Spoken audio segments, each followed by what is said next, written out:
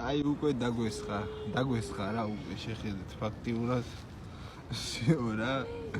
ალყაში ვარ არ ვიცი საწავიდეთ რა ვქნათ რა გავაკეთოთ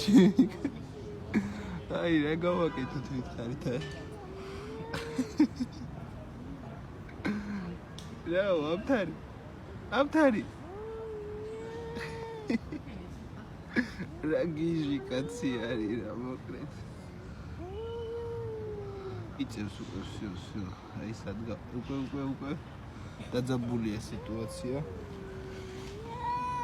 დაიძაბა თან სტადიონზე ვართ